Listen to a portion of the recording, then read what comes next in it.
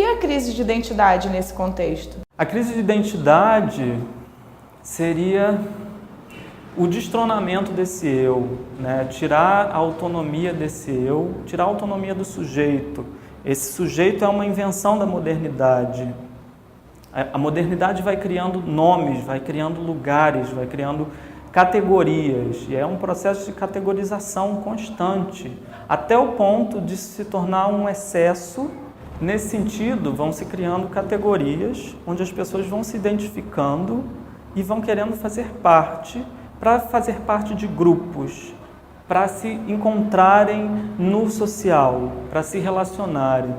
Então vão sentindo a necessidade de se colocar nesses grupos, nesses lugares. Acontece que esses nomes, essas identidades, elas não dizem do que se trata o ser humano. O ser humano, segundo Deleuze, é uma obra de arte. E eu ainda acrescentaria uma obra de arte inacabada, que está em constante transformação.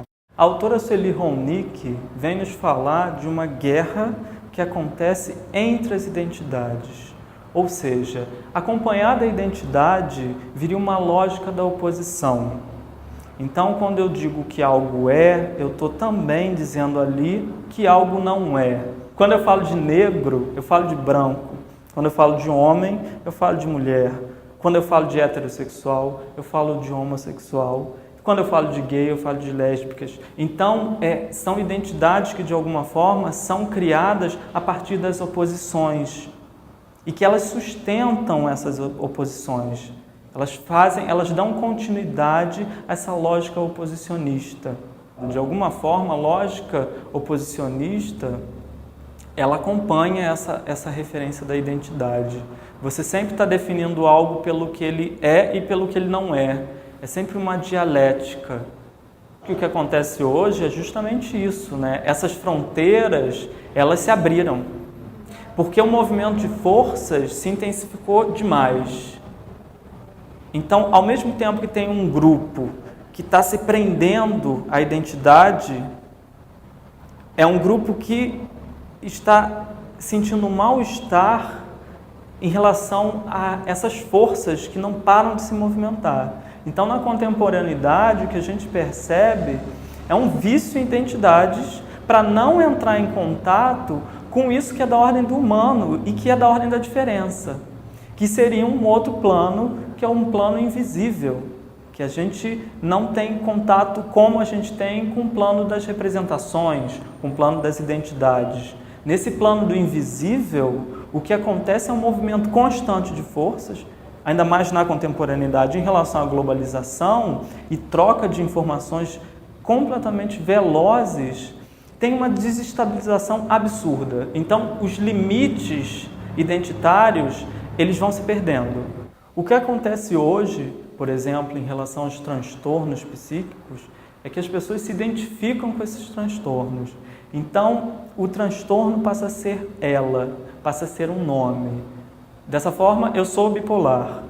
E eu me apresento como bipolar e essa é a minha identidade. E isso me reduz. Isso tira a possibilidade de eu ser qualquer outra coisa, ou melhor, eu sou muito mais que isso.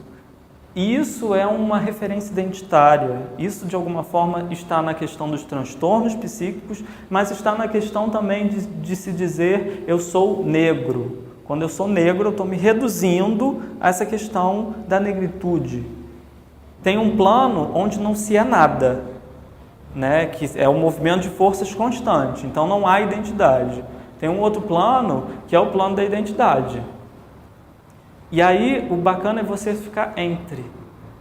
Não é que a gente não vai ter mais identidade, não é que a gente não vai mais se definir de alguma forma, mas a gente vai se definir nesse entre. A gente tem que ter possibilidade de se deslocar e saber que essas fronteiras não são nítidas. A questão é perceber que essas identidades são históricas, elas são datadas. Então, por exemplo, a homossexualidade. O que é ser homossexual hoje é diferente do que foi na Grécia. E talvez a gente não pudesse nem falar em homossexualidade na Grécia. Esse título, homossexualismo, que no caso veio ligado à doença, é uma herança da psiquiatria moderna, ou seja, da ciência. Isso define um lugar, mas um lugar ligado à patologia. Antes disso, o homossexual era ligado ao pecado. Então, esse sujeito homossexual é uma criação da ciência. E ele define, ao mesmo tempo, quando você fala num sujeito homossexual, consequentemente você define um sujeito heterossexual. E a pergunta que se coloca é a quem interessa essa identidade? Para definir quem? Para confirmar que certezas? A gente não veria a crise da identidade como um transtorno. O artista, por exemplo, é aquele que consegue fazer dessa perda de limites, desse borrão, uma obra de arte. E nesse sentido, você despatologiza a sociedade, porque você para de ficar pensando que aquele cara que não consegue encontrar seu lugar, que não tem uma opinião, e aí a gente diria que é fraco, né? Tem uma expressão de fraqueza, a gente positivaria isso de alguma forma. A gente diria que, na verdade, o interessante é você ser uma metamorfose ambulante, mesmo como diria Raul Seixas.